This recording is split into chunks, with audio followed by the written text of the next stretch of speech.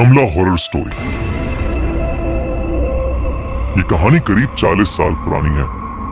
1980s में 23 साल की कमला की जिंदगी में सब कुछ ठीक चल रहा था, पर एक दिन उसके पिता अचानक कहीं गायब हो गए। उसने अपने पिता को बहुत ढूंढा, लेकिन वो कहीं नहीं मिले। कमला की माँ की मौत पहले ही हो चुकी थी और वो अपने पिता के लापता होने के बाद बहुत ज्यादा अकेली पड़ गई थी। जब कई कोशिशों के बाद भी उसके पिता नहीं मिले, तो सबने उन्हें ढूंढना ही छोड़ दिया और हार मान ली। इतनी टेंशन के बीच कमला का ध्यान रखने वाला कोई नहीं था, इसलिए कमला के चाचा चाची ने उसकी शादी प्रभाकर परिवार के बड़े बेटे अजीत से कर दी, ताकि कमला का ध्यान रखने के लिए हमेशा कोई हो। अजीत ने कमला को उसके मुश्किल समय में संभाला और वो थोड़ा बेहतर महसूस करने लगी। कमला अपने नए घर में अपनी नई जिंदगी से एडजस्ट करना सीख रही थी और धीरे धीरे खुश होने भी लगी थी। सारा परिवार उसे बहुत प्यार देता था और उसका ख्याल भी रखता था, खासकर उसका देवर राजेश। पर धीरे धीरे चीजें बदलने लगी। एक दिन जब कमला सो रही थी, तो उसकी अचानक किसी के रोने की आवाज से नींद खुल गई।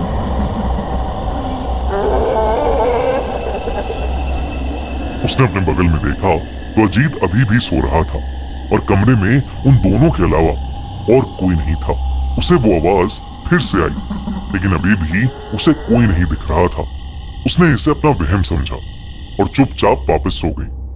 लेकिन उस दिन के बाद से उसे लगभग हर वक्त वो रोने की आवाजें सुनाई देने लगी थीं। उसे ऐसा लगने लगा था कि ये आवाजें शायद उसके पिता की हैं, जो दर्द में चीख रहे हैं और उससे मदद मांग रहे हैं। कमला अब घबरा चुकी थी और उसने ये बात अजीत और रजनीश को बताई। दोनों ने ये उसका वहम समझा और उसे कहा कि शायद ये इसलिए हो रहा है क्योंकि वो अपने पिता को बहुत मिस कर रही है। धीरे धीरे कमला की तबीयत भी खराब रहने लगी। उसे हर वक्त गुस्सा आने लगा था। वो छोटी छोटी बातों पर चिढ़ जाती थी और अगर उसे कोई किसी भी चीज के लिए मना करता तो वो उसको जान से मारकर खाने की धमकी देने लगी थी।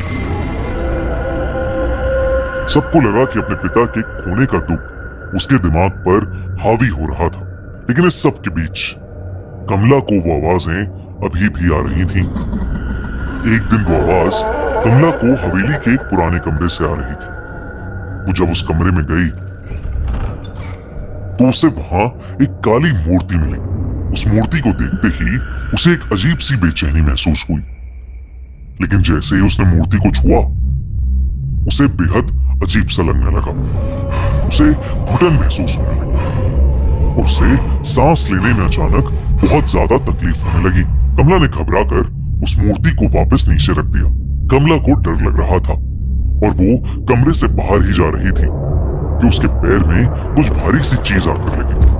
जब कमला ने ध्यान से देखा, दोस्तों तो वहां एक इंसानी खोपड़ी, एक स्कल उसके पैरों में पड़ा था।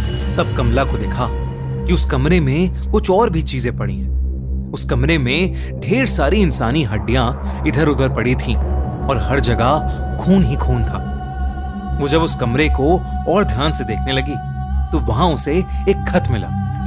उसने खत उठाया और उसे पढ़ने लगी। खत में लिखा था कि वो मूर्ति श्रापित है और इसने उनके पुरखों को भी परेशान किया है। ये सब पढ़ते ही कमला को अपने पिता की चीख सुनाई दी और वो मूर्ति अपने आप जोरों से हिलने लगी। कमला को एक अजीब सा भारीपन महसूस होने लगा, जिसके बाद वो एकदम से बेहोश हो गई। कमला ने जब अपनी आंखें खोली तो वो अपने कमरे में ही थी और सब परिवार वालों ने उसे घेर रखा था। कमला उन्हें सब कुछ बताने लगी, लेकिन सबने उसको बताया कि उन्हें वो घर के ड्राइंग रूम में बेहोश पड़ी मिली थी और शायद ये उसका कोई बुरा सपना था। उन्होंने कमला को दवाई दी और उसे सुला दिया, पर उस रात कमला हमेशा हमेशा के लिए बदल गई। अजीत बाकी रातों की तरह डिनर के बाद वॉक करके कमरे में आया तो उसने देखा कि कमला बिस्तर पर नहीं, बल्कि कमरे के एक अंधेरे कोने में दीवार की तरफ मुंह करके जोर जोर से हंस रही है। उसने कमला का नाम चिल्लाया। कमला उसकी तरफ मुड़कर रोते हुए, मदद मांगते हुए उससे कहने लगी, मैं निर्दोष हूं, मुझे बचा लो। कमला को इस हालत में देखकर अजीत टूट गया और वो उसे गले लगाकर शांत करने लगा। किसी तरह उसने कमला को शांत करके बिस्तर पर लेटा दिया और वो रात जैसे तैसे बीत गई। पर अगले दिन कमला की तबीयत और ज्यादा बिगड़ने लगी।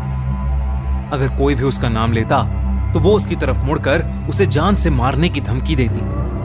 कमला की शक्ल भी अब बदलने लगी थी। धीरे धीरे उसका चेहरा सफेद पड़ने लगा था, आंखों के नीचे काले गड्ढे हो गए थे और वो पागलों की तरह बिहेव करने लगी थी। सारा प्रभाकर परिवार कमला को इस हालत में देखकर बहुत परेशान था, क्योंकि कमला ने रात को पागलों की तरह हंसना शुरू कर दिया था। कमला पूरा दिन बस रोती और हंसती रहती।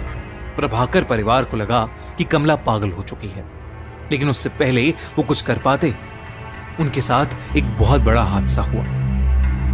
एक दिन शाम को कमला के ससुर अपने रूम में बैठकर चाय पी रहे थे, जब उन्हें एकदम से अपनी पीठ पर ऐसा महसूस हुआ कि जैसे उनकी पीठ में कोई नुकीली चीज घुसा दी। उन्होंने दर्द में जब मुड़कर देखा तो कमला वहां खड़ी पागलों की तरह हंस रही थी। कमला के हाथों के नाखून कमला के ससुर की पीठ के अंदर थे। कमला के ससुर ने जोर से चिल्लाया और सब कमला को कंट्रोल करके अंदर ले गए और उसे उसके कमरे में ले जाकर उसे बेड से बांध दिया। लेकिन देर रात अजीत ने देखा कि कमला बिस्तर में थी ही नहीं।